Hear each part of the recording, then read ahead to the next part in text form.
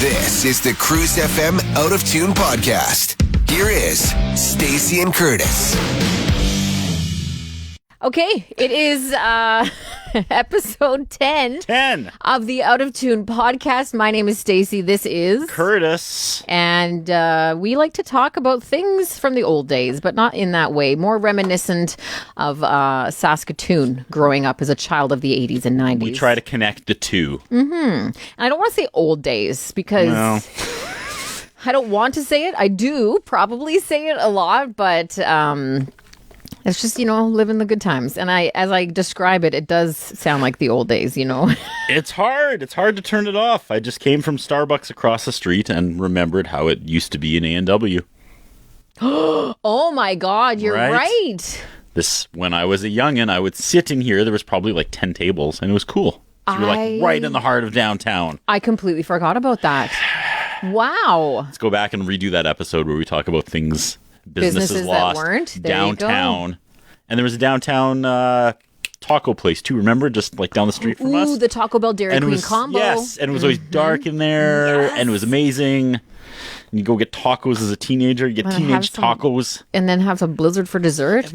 Perfect pairing. Right? They should do more of those. They should. We do have a Tim Hortons and a Wendy's sandwich and I together. do enjoy that. That's not bad. They have the Coke Freestyle, so I have about 6 liters of pop, and then what else can be better after 6 liters of pop? Then a coffee. A coffee. Okay, and it's some Timbits. And then the quickest drive home, because I need to pee for the next 2 hours. Okay, that was what we talked about last week. This week, we want to kind of switch gears, I guess, because it's not necessarily Saskatoon specific, but it's how you and I got started in this industry. I think it can be Saskatoon I guess specific. It should be well, we both ended up here. Yes, you're right. Yeah. I take it back. Very specific to this city. And we can talk about the difference, the changes in this industry from when we started to now. Because, my God, there's been so many. Because it's like Survivor. Yeah, basically. Right. Well, how long has Survivor been around? No, Survivor's been around. Yeah, I meant that like every year more people get voted out. Yeah, no, exactly. And you need alliances and strategy to stay in this industry. Yeah, basically. Who wants to go first? You want to start with your little story, Curtis? I was working at McNally Robinson, newly married, didn't know what I wanted to do with my life, and a team from Global Saskatoon came in to do a story on... What year was this? Sorry. 2000. Okay. And I got married when I was like 20. That's okay. Legit. That's fine. So this crew came in and they interviewed one of the authors that was doing a reading there, and then I watched the camera guy get like shots of everything. I thought, that's cool. I have no idea what I want to do. So I just went up and I said, where do you go to school to learn this? And he said, well, there's one here in Saskatoon, there's one in Calgary, one in Edmonton, one in Brandon, Manitoba. And for some reason, he talked up the Brandon, Manitoba one because that's the one he went to. Oh, okay. And he started saying a lot of things that made a lot of sense. He's like, the one in Saskatoon is good, but it's kind of half radio, half Saskatoon. Half radio, half television. Right. Saskatoon, see? Excuse me while I take another drink of Starbucks. Jeez. Said, so if you want like a super TV focused one, there's other options, and he went to the one in Brandon. He really talked it up. He said Brandon's a beautiful city, it's right by Clear Lake, so there's a lot going on, but not like a Calgary and Edmonton where you might get sucked into the incredible nightlife if you're 20 and you go to a place where suddenly like real artists go. Yeah. You could see real shows, right?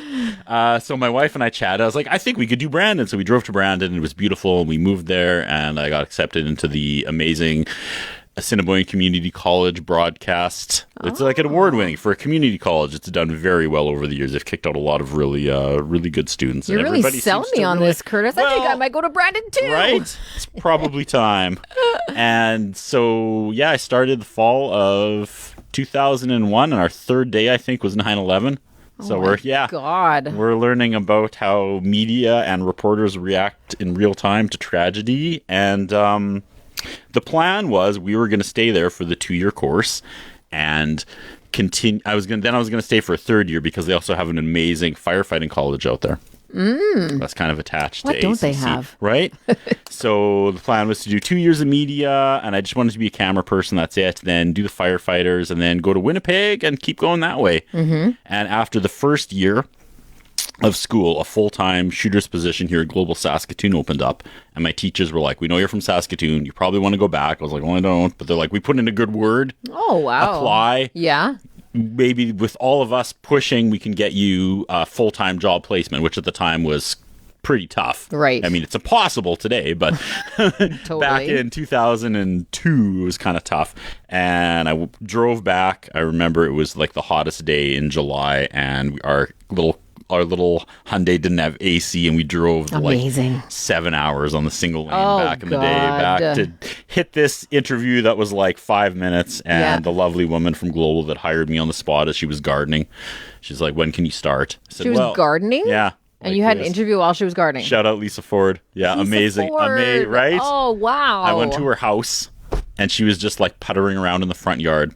She's like, "I saw your tape. That's very unprofessional. You seem like a nice but- guy." It's unprofessional until you know Lisa Ford and how successful she has been with just like gut feelings. Not saying she's not super talented, because of course she is. Yeah. You don't have the longevity in this industry and be in demand to the level she is without Yeah. having that. But she also has. She was, tight with the teachers, and she said, "You come Yeah. highly recommended. You seem like a good person. I watched your tape. It was passable, basically, for a first-year student." She said, "You'd be a good fit if you keep your eyes and ears open and learn from the other camera people. Like, we can use you. When can you start?" I was like, "Holy crap!" Well, I at the time I was working at CKX, a super small station my in God. Brandon, and I was covering everybody's holidays. I said, "Well, how about like September 1st?" And she said, "How about next week?" And I said, "I'll be there." Oh, my God. So drove back to Brandon, broke some hearts, said, "Sorry, I can't cover everybody's holidays after all." But I'm outta here. shout out CKX again. That was a tiny little station, a little TV station. It was Brandon was not a small town, but it still had small town vibes when I was there. Yeah. They had the little morning show with the guy with the little pot belly and the suit and the cup of coffee Cute. and the mustache and Yeah. just all that. Good people there. And came back here, started at Global. There you go. And then Global led to... Well, do you want to let's do this because I don't want to talk for In 20 chunks? minutes. Yeah, Okay. let's tag you in. So I'm starting my career. I'm so young and wide-eyed, and I'm working for this major news company, and I do not deserve this job. Okay. And I have a lot to learn. Okay. I guess we can split it into chunks. Yeah. My journey into this also started in 2001, which is kind of nuts because I had just gotten back from living overseas. I was living in England doing a work visa, and I came back home, and I think we got home in January, I want to say. And yes. Sorry, what was the original plan? I put my hand up, people. I put my hand You up did. to ask a question. Thank you for What was catching the me. original plan? When I got was back? media always something you were interested in? Oh, God, no. Okay. My growing up Sorry, plan... were you getting to that? No, I wasn't. I missed that part. My growing up plan was to be a nurse. Oh. And I took a year of university, arts and science, and realized that continuing education was not for me. And I ended up just working for a bunch of time. I was saving money, and I was going to then move on to be a oral hygienist. Yes. That's what I was saying. I didn't really know. And then my friend was like, "Let's go to England." And I was like, "Let's go." So that was what happened there. And so once I came back, I was like, well, now what do I do? I'm broke, first of all, because all those plans of like, I'm going to send money home never happened. Because guess what? I traveled and I had a really, really good time. So I put my resume in at a temp agency, Kelly Services. I don't know if they're still around. And I got a placement at another radio company here in Saskatoon, Rolco Radio. And I was just working in the sales department, like typing up proposals for salespeople because they would write their stuff down on loose leaf paper and I would put it together into a package that they could present to the client.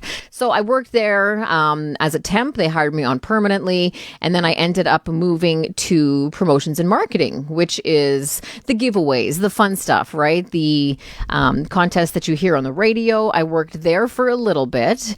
And then I was like, you know what? I'd like a raise. And they were like, we can't give you one. You've reached your salary cap, which was insane. It was like $19,000. Like it was nuts. I was making no money. And so I applied for a job in Calgary, not thinking I would get it. And surprise, I did, which was bonkers to me. So I ended up moving to Calgary, and I spent 3 years in Calgary. And Calgary was, I'm saying it Calgary. What am I doing? It's Calgary. I know that. It was a big city. Didn't really love it.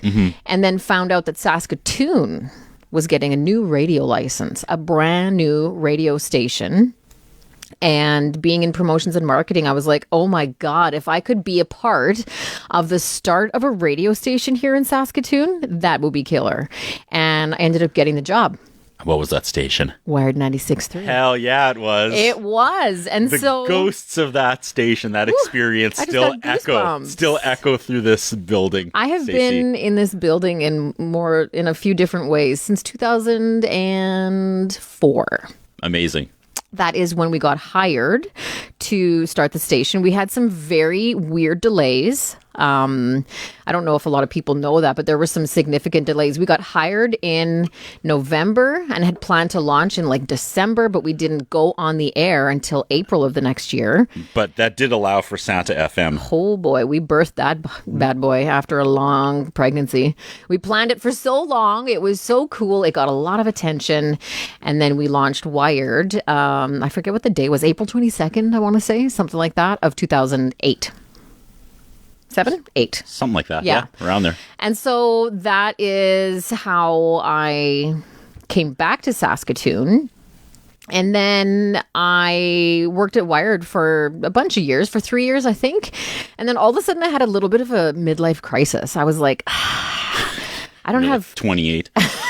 20. I was probably about 28. I was like, ugh. Oh God, 30. 30. I can't deal with 30. Life's over at 30. But I all of a sudden was like, I have no schooling. I have only done radio. And I had potentially wanted to further my education in some way. And so I decided to go to Saskatoon Business College, and I took a medical administrative assistant program. I had no idea. So you Really? got out. I did. You got out. But guess what? Brought you back. Okay, pause. Pause. All right. Back to you. I worked at Global for only a year and a half. Okay. It's a great place. It was good people. But I just was not built for real news, Stacey. And that's Really? something you do not think about when you go into this industry. The first 6 months were absolutely electric. I was just adrenaline to the gills. You're running out to these scenes. You're getting the shots. Oh, so like, yeah, news, accidents. News. Stuff that's happening. Accidents. Oh, okay. Earmuffs, if there's young listeners, this is some pretty dark stuff. I saw someone with their head backwards after an accident. Oh, I saw goodness. someone jump off a bridge because they just throw you out there and you turn your camera light on and you are the most hated person there, even though you're just doing your job. Wow. Right. And something I'd not really rolled around. And to be fair, it was a rough summer. Like I saw a lot of accidents. Oh, I my saw goodness. a lot of death. I had this girl died in the alley. And I was there the next Sunday morning, bright and early, just getting, visuals of the area. And this other little girl, because, kids try to be on camera. Yeah. And they were running in front of my camera and waving. I was like, hey, not appropriate. I need shots of, sad, the slow pan left to right of the area. And this one little girl goes, this is where my sister died. Can you put me on TV? Oh my God. And I still think about that probably every day. I'm just not built for, and I was like, I had a friend who worked in the same industry in Calgary. And he saw somebody die as well. And it's insane. It's a lot to deal with. And I can see how, like you said, it's not for everybody. There was a coldness in the newsroom when I started. I was the annoying, little, oh my God, I can't believe I'm in and I got this Chipper. job. Just chipper, hey guys, Yeah. I'm so gosh darn happy to be here. And there was this cold detachment that I didn't understand at first, and I got after doing it for a year. I was like, you have to put up walls, or you can't feel this all day, every day. Absolutely. And I know, not taking away what policemen and firefighters and ambulance drivers see every day, way worse than that. But Right. I feel like there's more of a conversation about making sure they're okay and healthy mentally with the stuff they deal with, which when I was doing it anyway was not even at all a thing about people in the news that have to go out and see this as well. Right. So after a year and a half, I was like, I don't know. Like, and again, it wasn't great money. I was all evenings and weekends. Yeah. Seeing just death and destruction filling my brain. And before I had gone to college out in Brandon, I was volunteering at Shaw TV, the local station, and still had friends there.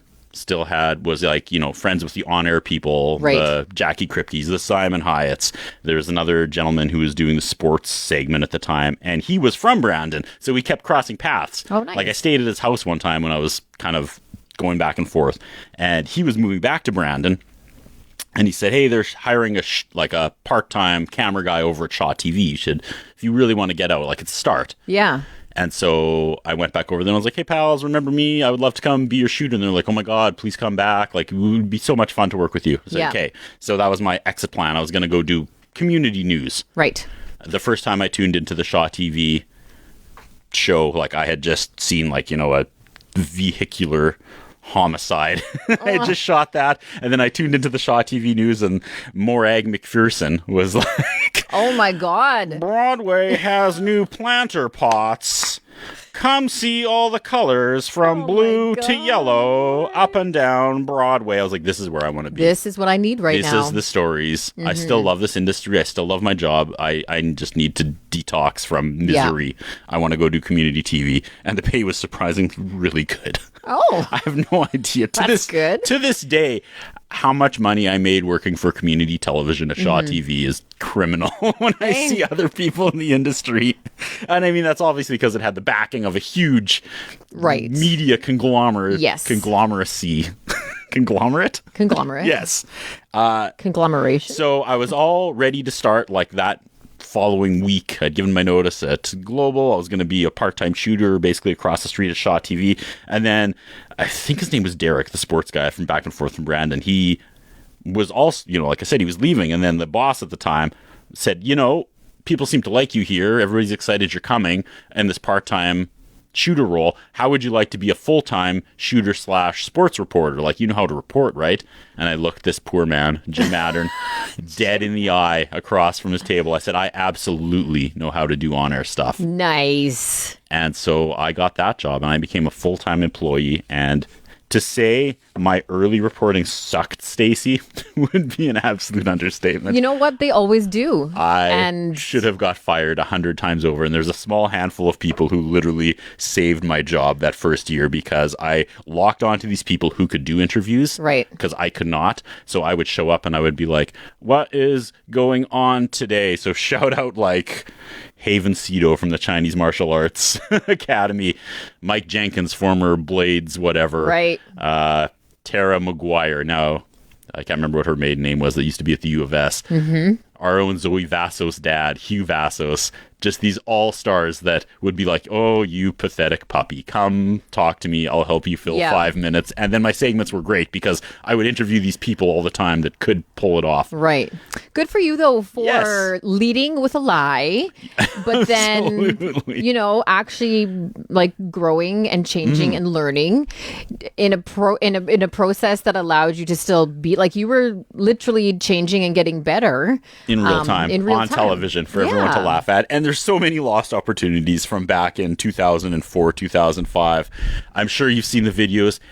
WWF, or I guess it was WWE at the time, came here in February. They were miserable. They were bored. They're not going to go walk around. It's minus 30. So all these bored wrestlers were just stuck in Credit Union Center.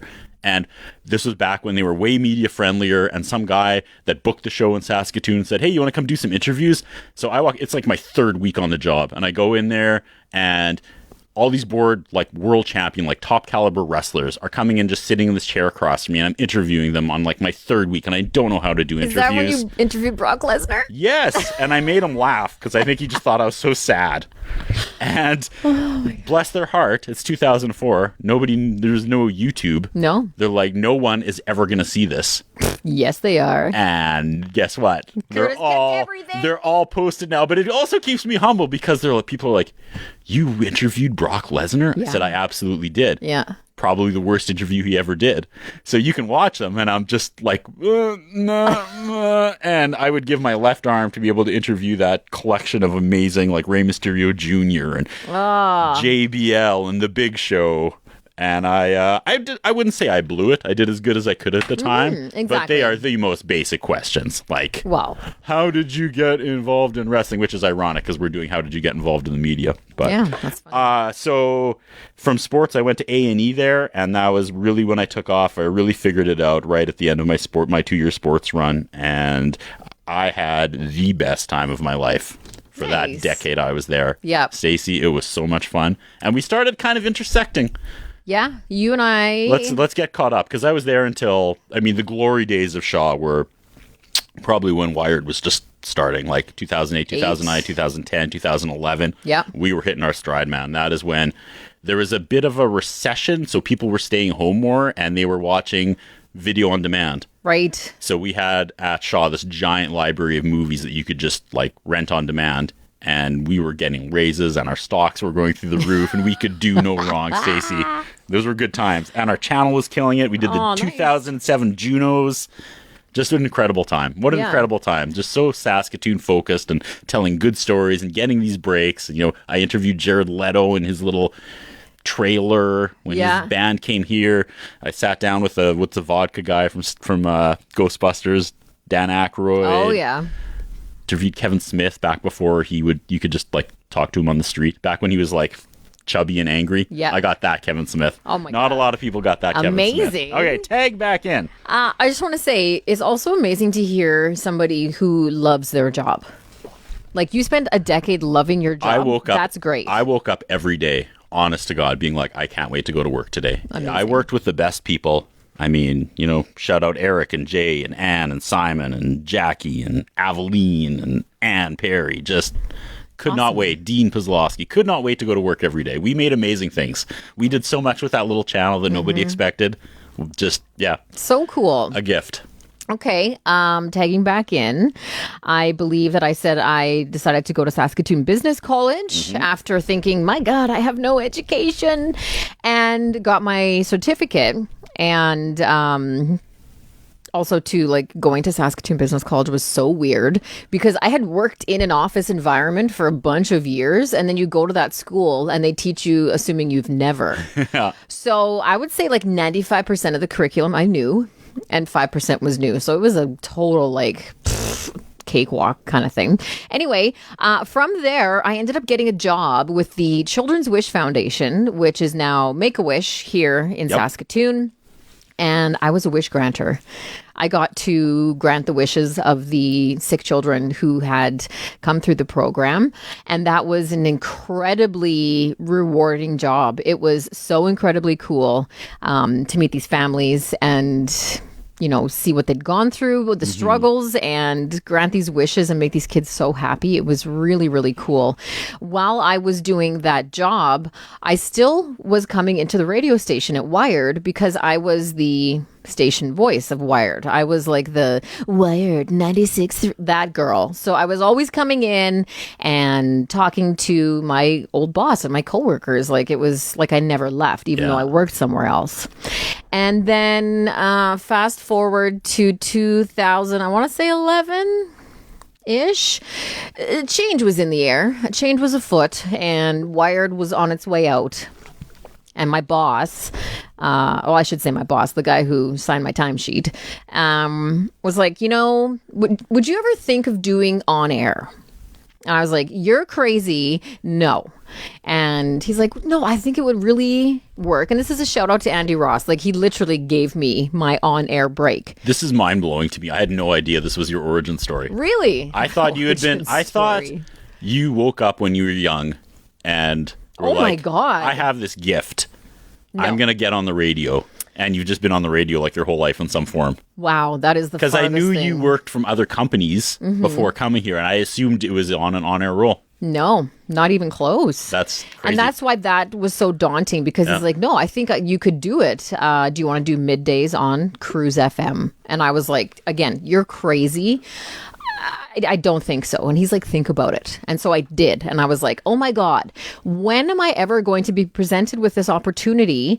Not only that, people who do wake up and say, I want to be on the radio. They go to school for however long it is, 10 months, 2 years, depending on where you go. And then you go and work in randomville everywhere to try and get yourself to a bigger market of some kind, whether it's a small market, a medium market, a big market like Vancouver. You've goals of where you want to go. And I was being spoon-fed midday shift in Saskatoon on the radio. That's unheard of. Like that just doesn't happen very often. And so I was like, I can't say no. I have to do it. And so I did, and I started on the air in 2012, or was it 13? I can never remember. Dang it. It was either 12 or 13 when Cruise launched. And so I was doing middays from 10 till 2, and then changes within the company and people's working. I ended up getting offered the morning show job with Joel. Joel Jeffrey, my buddy Joel. Him and I did the show together for a couple of years. You replaced Karis? I replaced Karis. She wasn't here very long. Nope. I did a story when I was at Shaw TV about the launch of Joel and Karis. Yeah. That was my first time in this building, but continue. Yeah, it was really cool to launch a radio station. And like I got to almost be part of another launch too, because I was on the air for it. And then I worked with Clayton for a spell, and then I worked with Zanga for a spell, and now I'm here. And I had a Facebook memory come up on my phone of me in the control room for my first on-air shift. And much like you were talking about interviewing somebody for the first time or whatever, being on camera for the first time, whatever, being on the radio for the first time alone doing your show was the most nerve-wracking thing I've ever done. And my favorite story, and I don't know, if you're listening right now, maybe you were listening to the day that Cruise FM launched and Stacey Cooper came on the air as this timid little person, because I kind of knew how radio worked, but I'd never been on the microphone. And so on this board that I have in front of me, there are a bunch of dial, or what would you call these? Faders, up and down sliders. And I thought I was turning on my microphone to start talking. So whatever song finished playing, I went to turn on my microphone, but instead I hit the CD button. And what happens is on a radio station back in the day, if something went wrong, it would literally switch to a CD. And they would just play blank music or like random music until you fixed your problem. And so without knowing it, I turned on the CD player, and instead of me talking, my microphone wasn't even on. I accidentally turned on the CD, which played like a G6 on Cruise FM.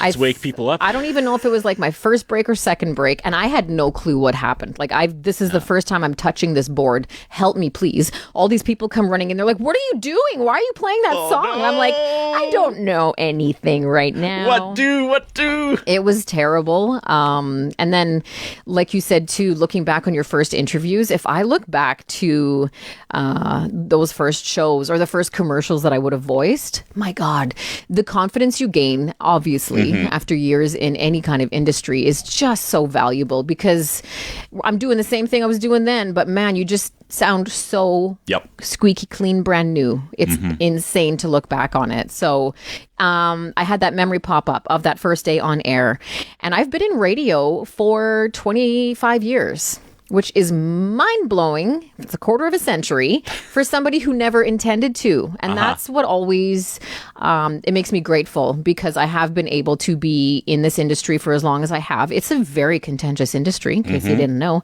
TV, radio, broadcast communications. It's changed so much in the last decade. I don't even know. When I started at Shaw TV, there was 24 people in the department. Wow. It's Rogers now. There's one, Stacey. No. I mean, one. There's two, technically. One's on medical leave for Saskatoon. Right. He should be coming back soon, hopefully, but there's currently one person running the whole show. So, tag me back in. Yeah. Let's talk Jessica Bailey / Jessica Babick. Jessica. Okay. So, here's why I'm here. She's from Brandon. Yes, she is. She went to the school in Brandon years after I did. And she came to Saskatoon Shaw as a work placement. And that's how I met her. And that was basically my assignment. It was like, take care of the take care of the intern. Yep. So we worked together all day, every day. Incredible girl. One of my best friends. Just a good human being, right? Yeah. So she did the practicum there. She had some freelance with us. I think she freelanced with Global a bit. And then she ended up here. That's right. She ended up at Wired, right? Mm-hmm. Yes. And she told me stories of the craziness of Wired because, like, we kept in touch. We were still friends. Yep. And she would tell me all these stories about radio and Wired, and I thought that sounded pretty cool. And then when you mentioned the other station, just really quickly, I have this just totally cringy memory of, we don't want to go too deep, but I did not know the world of radio. Mm-hmm. I really didn't. I was in television. It's not like I didn't. It's not that I didn't respect it or think less of it or anything, but I remember when Rambling Dave left, mm-hmm. I actually sent that station a message, Stacey. I said, I'm at Shaw. I love my job.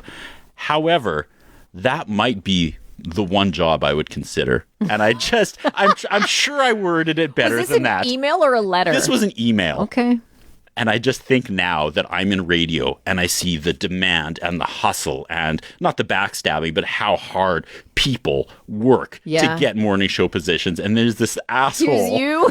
from community television that's Slipping like, an email. Hey man, I mean, I'd do it if you begged. I'd think about it. Like I think Let's chat. I hate if I could unsend one email in my life, it would be that one. I'm surprised I work in this industry. Oh my god! And again, I didn't word it quite like that. I tried to word it, but of course you the didn't. Arrogance, I'm sure, just bled through. But the naivety and the looking back on that's a very cute little story. Thank you. I love that. So I had Jessica here, and I was still at Shaw, and then you and I did a live... Yeah, I emceed the exhibition parade one year. Yeah, you and I did the exhibition parade one year, and that's how we met. Yep. And you were... Was it Wired or Cruise? Ooh. I can't remember. So that was I got to know you, and then old sales manager Rob Lazinski. Yeah.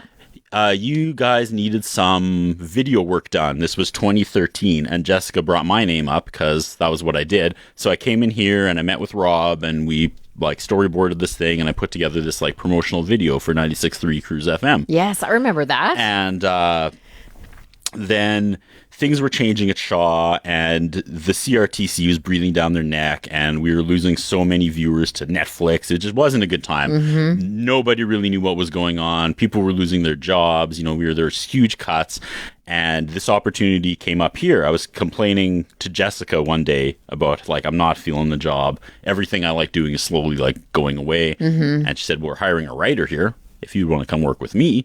I was like, oh my God. Oh my God. So again, no idea about radio. I'm in this pool against other people who have radio experience, and shout out Andy Ross. I went across the street to Midtown Plaza and I changed in one of the dirty stalls. I put because this was back in with the old bathrooms, pretty much. Bathroom stall. So I changed into a suit and I crossed the street and I met with Andy Ross for the first time. And yeah, he just absolutely plucked me out of obscurity. Wow. I did not deserve this job in 2014. And he just was like, no, I like you. That's got the amazing. job. And look at that. 2 random happenstances that led us to come back to each other in a way of just, something so random where you decided to just take a risk or make a move or make a decision, go with your gut. Mm-hmm. And this is where we are now. And I love telling the story. I know I've told it to you 100 times. The first time I met Joel, Dave Music Morgan was here. It was all of us. It was you and Joel and Dave Music Morgan and me. And Dave remembered me from Shaw because he is obsessed with local anything. Right. This man has audio tapes and videotapes of everything that it was ever on Saskatoon TV. So he knew all about me and my 10 years at Shaw. And I walk in here and I shake hands with Joel. I'm like, hi, I'm Curtis. And Music Morgan goes, holy cow, this guy right here is the most important on-air person in Saskatoon. He just starts building me up and he's like, you guys got to be careful. He's probably coming for your jobs.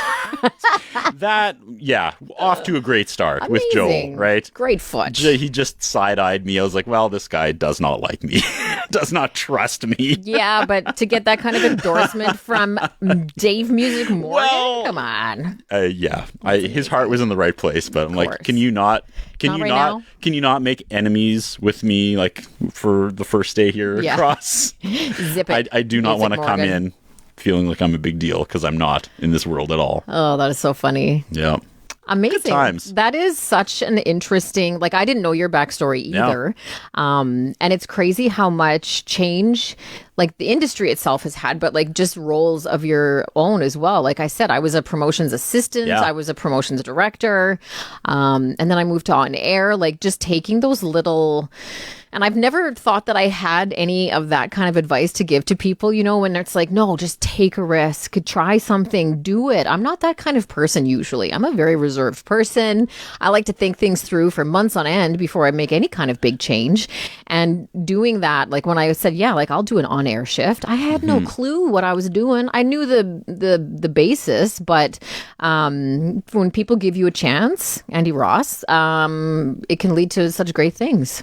But you had been in the industry long enough to know that, like you said, these opportunities do not come along. Oh, exactly. So you're shooting yourself in the foot if you say no. It's better to do it and absolutely fail. Yeah, and that was be the plan. asked not to do it anymore than say no, and then you may never I get would have asked again. I probably would have kicked myself. Yeah. Like, and that was the same reason I went to England. My friend was like, do you want to come to England with me? And I was like, are you crazy? I'm saving to become a dental hygienist. And then he's like, if you don't go now, you're going to regret it. And I was like, you're right. I am going to. And I had the best time of my life. Like those 2.5 years were unbelievable. And then again, you know, getting to come onto the air at Cruise, I've had an amazing time. This has been so cool. You have the longevity too. I mean, you were running through all your co-hosts, and I'm still here, guys. it's still incredible. kicking. I know you're making a joke of it, but I mean, obviously you're good at your job. I'm not trying to be sarcastic. I hope that's the case. And I do, like, it is kind of funny when you work in this kind of role of being like a personality on the air. You share so much of your life. People know you, and they know you through different stages of your life. And you know, like you get the odd text from somebody. God bless people who text in little things, like just one woman who's like, oh my God, I listen to you every morning. I have a routine. And she explained her little routine of like when she turns on the radio and stuff like that. And so just knowing that I have that kind of part of someone's life is freaky, but also like really great because not everybody gets to do that. Saskatoon is such, I don't know if it's different than other stations or other markets this size, but we're not small town. We're not a, you know, major city. And the people of Saskatoon don't like change. I don't know how else to say that. No. If you ever were on the radio for more than like 3 or 4 years, they will remember you forever. I'm not joking. And that's what's so sweet about Saskatoon. Yeah. Like, they expect to hear Stacey in the morning. They expect to hear the other morning show people on all the other stations. Yeah, you've become like a fixture as Yeah. part of the, you know, radio fixture of this city, which is, again, really nuts to me. And people still ask me, they're like, oh, what happened to Derek Watson? What's he doing these days? I'm like, well, he's making videos. He's killing it. And they're like, oh, I miss hearing him on all the radio stations. Yeah. Like, he hasn't been on air for like 5 years and everybody still loves him, you know? Absolutely. And that's, I think that's something so Saskatoon specific. Yeah. Where people never like move on from their listening habits. Mm-hmm. So they're genuinely upset when there's a change like that. They're like, Yeah. I don't like this new guy. And I feel so sorry for people who have to start in these roles. Oh my God. Yes, definitely. And we also, too, like the size of our city, like you said, we have 6 options here? 1, 2, 3, 4, 5, 6, 7, 8, 9, whatever. Like a very small amount of choices. When you're in a slightly bigger city, like there are 25 choices, you know? I don't think you So- get attached to No. personalities in big cities like you do here. Yeah, I agree. And I think you don't in small towns because there's so much turnover. Right. 'Cause So they're I the think stepping that's stones. a very weird vibe that only exists in markets this size. We're a perfectly sized little market. We are. We're not a small town. We're not a giant city. We're just this like, well, what do they always say? What's this like? big city, small town feel or something like that. I don't know. I don't know. I am the biggest fish in a small pond. Yeah. I would not survive in a big. Oh, I would yeah. not have any of the opportunities that I have here. Yeah, and that's the other wouldn't know. thing. I was, and that's kind of why. I wouldn't have the opportunities, I wouldn't have the talent, and I wouldn't have the discipline to survive in a place bigger than Saskatoon. Yeah, and that's kind of part of why I came back too from Calgary, is because I was like, this is my home. If I get to start a radio station in my hometown, that's amazing. From the ground up, be part of all the excitement and all the planning and all the fun contests that we did. Wired was a very fun time. Like the I people hear. that I worked with, shout out to Mark Michaels, and I met my bestie. I met my best friend, Candace, working at Wired. And so, my God, if I think back to not like I actually called from Calgary. I called the sales manager of the Harvard stations in Regina, because that is where you were supposed to send your resume, and I phoned them and I just asked a couple questions and whatever. And had I not reached out like that and sent my resume along just as a, I'm going to send it to you now in case when you guys launch, blah, blah, blah. Where would I have been? Like, what would have happened to us had we not made these decisions? Is that the butterfly effect? Probably. There's a name for it, where you're like, oh my God, those pivotal moments in your life where you make a decision or something happens and you realize how it changes your trajectory. Goosebumps. I love that kind of stuff. Yeah, absolutely. You can It's trace so it cool. back. One of my biggest regrets, though, was the year I was Macho Man for Halloween back at Shaw. I had a full-on Macho Man costume, and there was a I've seen the picture. media pumpkin carving contest. I don't know. I don't think you were there. I think this was definitely still Wired. Okay. And it was just all the media lined up in a row on one long table. Yeah. And I was just going to go down the table and just basically insult each, like, global CTV, the other radio stations, Roast one 'em? by one, just roast them as Macho Man. And my my camera person would not do it. I was like, do it. And he's like, this is going to get us in trouble. And I had something for everyone. I was ready. All the bullets were in the chamber. I was going to get to Wired and be like, look at you with the poop and the pee and the poop and the pee and the fornication talk at 7:10 a.m. What's going on? My mom doesn't like it. I love it. I've never heard your Macho Man. No, I can't do it for very long. It hurts your throat. My heart does. throat's for you. I was gonna roast them My all, heart throats and that for would you. have been the greatest. I may have never worked in the industry again, but I would always have that footage That's of Macho Man roasting all the all Had the you stations. done that, though, you would have had a sore throat, and we potentially wouldn't be sitting here today doing a freaking podcast together. Shit. Can we also talk about that? How this just kind of came out of nowhere. I left and came back. Yeah. I left when my daughter was born, and I was getting all this freelance work, and I was working for like TSN and Sportsnet, and it's like I can't, I'm gonna stay at home, be a stay-at-home dad. And I left, and it was amazing until COVID shut everything down. Right. And bless his freaking heart, Andy Ross Brought you hired back me again. twice. Wow. Like, that was honestly, like, not, that was one of the best days of my life. Was, he's gone. He can't legally, I think, offer me a job, but this man like sent me a text at like 6 a.m. and said, hey, we're hiring for a writer's position again. Yeah. Not like, would you please come back? Very Professional. legally, very Yeah. professional. And it was like at like 6:05 in the morning, and I just remember pacing my basement, just so excited that I was coming back. So cool. I just paced with a coffee for, honest to God, like 90 minutes, just Yeah. walking back and forth and walking back and forth. And you told me that when he sent that email that I was coming back, everybody cheered. Yeah. Oh my God. It was exciting. Oh my God, Stacey. It was so, because just like you said with the shop, Some dust in people, here. you make an impact on the places you go. And it's not too often that you do get to meet a person who does that, where they make a lasting impact, and to have them. And it's not also like, I don't know how often people come back to jobs where they go and come back. And so I left for 3 years technically and came back in a completely different way. But it was like slipping on a pair of shoes. Yeah. You know? You come back in, you're like, I feel good about this. And like, he hired me in August of 2020, Andy Ross did. And when I came back, like, I didn't say anything, but I had this like long-term goal of not being on air. Like, I didn't want to do like middays or anything, but I was like, I'd like to do a little more, dip my toe in a little bit. And I was here like 3 weeks, and he was like, you want to be Nigel Kicks? I made this character up, and he's going to play hair metal music. We're going to launch it in 2 weeks. Do you want to be Nigel Kicks? I was like, oh my Oh my God. Oh my God. And it was the same thing you were talking about. It's like, I'm not ready for this. I don't, what am I? Yeah, absolutely. Of course I will. Tag me in. I'm going to say yes and figure it the hell out because no one's going to give me this opportunity ever again. Yep. And it's just been... And you smashed it. Come on, Nigel Kicks. This second run has been so much more rewarding than the first run here. And the first run was rewarding. Yeah. Like, I'm so better? blessed. I'm so blessed Yes. in this industry. Yep. And the fact that we're just sitting across from each other, being able to we have a platform. They're like, can you please fill the airwaves with stories? 40. Ooh, Curtis, we're bridging on getting longest episode. We're missing a meeting too, I believe. Are we? Aren't we? Oh my God. Yes, we are. Yeah. Dang it. Okay. Wow. We do need to run. Yes. This has been great. Thank you for sharing your story. Almost like there'll be a part 2 sometime. Maybe. I feel like you didn't. No, I guess we got pretty much caught up. I think we did. Yeah. Yeah. That was episode 10.